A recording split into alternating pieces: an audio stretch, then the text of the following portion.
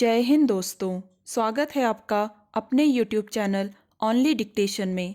आज की डिक्टेशन आपको 100 शब्द प्रति मिनट और 110 शब्द प्रति मिनट की स्पीड से मिलेगी। आप जिस भी स्पीड में लिखना चाहते हैं लिख सकते हैं। तो चलिए शुरू करते हैं। 100 शब्द प्रति मिनट डिक्टेशन शुरू होगी 3 सेकंड बाद। इस बार अंतरिम बजट होने की वजह से सरकार ने किसी प्रकार की महत्वाकांक्षी योजना की घोषणा करने से परहेज किया है, मगर बजट का जोर महिलाओं, किसानों, युवाओं और गरीब लोगों के जीवन में बेहतरी पर है। वित्त मंत्री ने इन वर्गों के लिए पहले से चलाई जा रही योजनाओं में और बढ़ोतरी का ऐलान किया। गरीबों के लिए प्रधानमंत्री आवास योजना का दायरा बढ़ाकर मध्य वर्ग तक करने की घोषणा की। 3 करोड़ लोगों को इस योजना का लाभ मिल चुका है। 2 करोड़ लोगों को अगले 5 वर्षों में लाभ दिलाने का लक्ष्य रखा गया है। प्रधानमंत्री किसान निधि के तहत 12.25 करोड़ से ऊपर और फसल बीमा योजना के तहत 4 करोड़ किसानों को लाभ पहुंचाने का उल्लेख किया गया है। किसानों के जीवन को बेहतर बनाने के लिए कुछ और योजनाओं का संकल्प दोहराया गया है। इसी तरह महिला उद्यमशीलता में 28% की बढ़ोतरी का उल्लेख किया गया। 25 करोड़ लोगों को बहुआयामी गरीबी से बाहर निकालने को भी रेखांकित किया गया है। हालांकि इन योजनाओं के तहत हासिल उपलब्धियों का उल्लेख पहले भी कई मौकों पर होता रहा है। हाल ही में 1 करोड़ घरों की छतों पर सौर ऊर्जा पैनल लगाने के लिए प्रधानमंत्री सूर्योदय योजना का भी इस बजट में उल्लेख है। इससे इन परिवारों को हर महीने करीब 300 यूनिट मुफ्त बिजली मिलने का दावा किया गया है।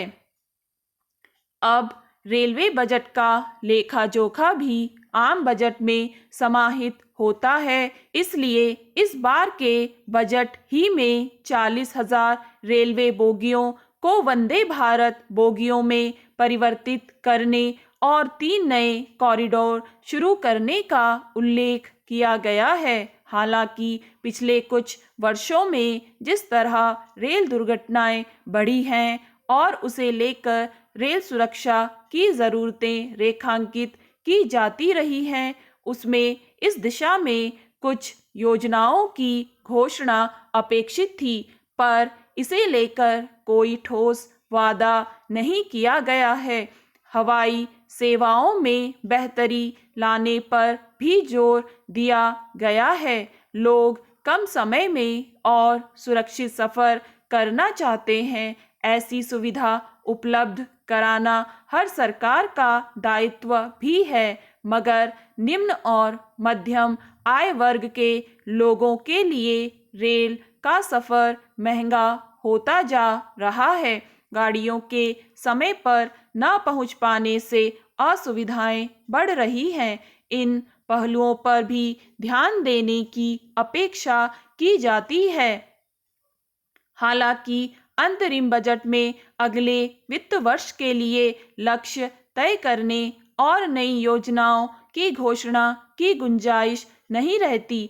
फिर भी चुनावी वर्ष होने की वजह से सरकारें इसमें लोक लुभावन योजनाओं और उनमें अपनी उपलब्धियों के उल्लेख का लोभ संवरण नहीं कर पाती।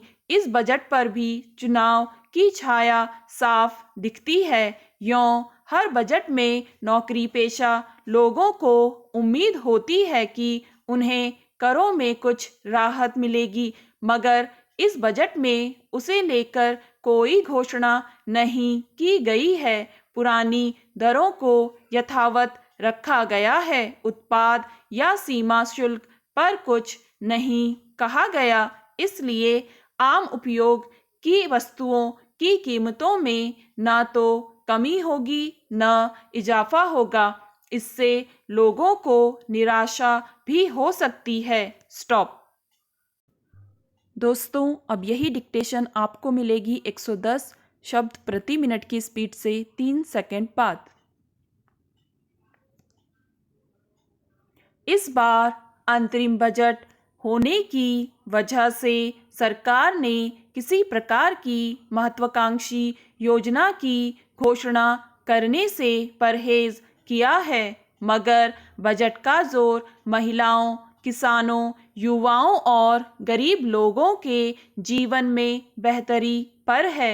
वित्त मंत्री ने इन वर्गों के लिए पहले से चलाई जा रही योजनाओं में और बढ़ोतरी का ऐलान किया। गरीबों के लिए प्रधानमंत्री आवास योजना का दायरा बढ़ाकर मध्य वर्ग तक करने की घोषणा की। 3 करोड़ लोगों को इस योजना का लाभ मिल चुका है। 2 करोड़ लोगों को अगले 5 वर्षों में लाभ दिलाने का लक्ष्य रखा गया है। प्रधानमंत्री किसान निधि के तहत 12.25 करोड़ से ऊपर और फसल बीमा योजना के तहत 4 करोड़ किसानों को लाभ पहुंचाने का उल्लेख किया गया है। किसानों के जीवन को बेहतर बनाने के लिए कुछ और योजनाओं का संकल्प दोहराया गया है। इसी तरह महिला उद्यमशीलता में 28% की बढ़ोतरी का उल्लेख किया गया। 25 करोड़ लोगों को बहुआयामी गरीबी से बाहर निकालने को भी रेखांकित किया गया है। हालांकि इन योजनाओं के तहत हासिल उपलब्धियों का उल्लेख पहले भी कई मौकों पर होता रहा है। हाल ही में 1 करोड़ घरों की छतों पर सौर ऊर्जा पैनल लगाने के लिए प्रधानमंत्री सूर्योदय योजना का भी इस बजट में उल्लेख है।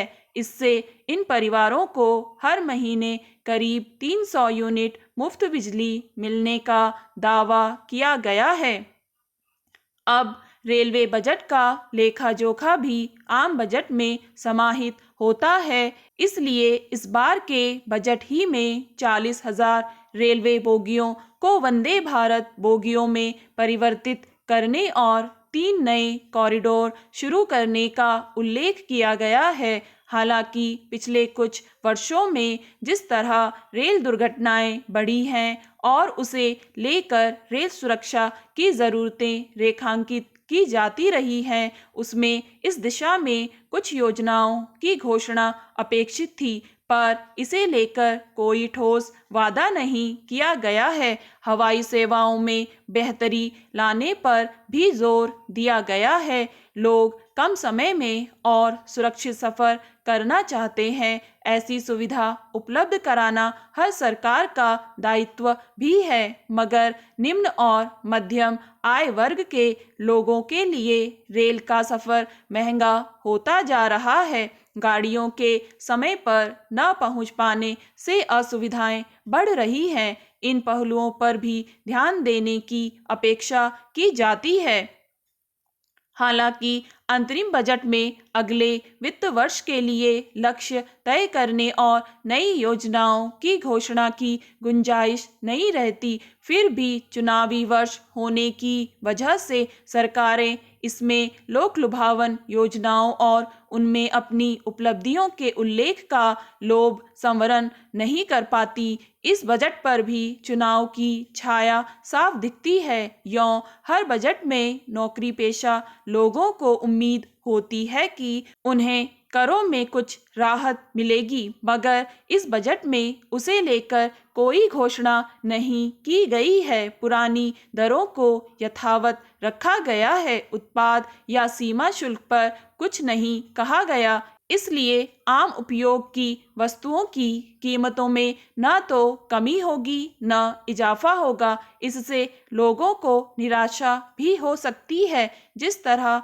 विकास दर ऊंची रखने के दावे किए जा रहे हैं, उसमें महंगाई, बेरोजगारी, व्यापार घाटा पाटने, राजकोषीय घाटे पर काबू पाने संबंधी बिंदुओं पर भी कुछ ठोस पहलकदमियों के उल्लेख की उम्मीद स्वाभाविक थी। स्टॉप।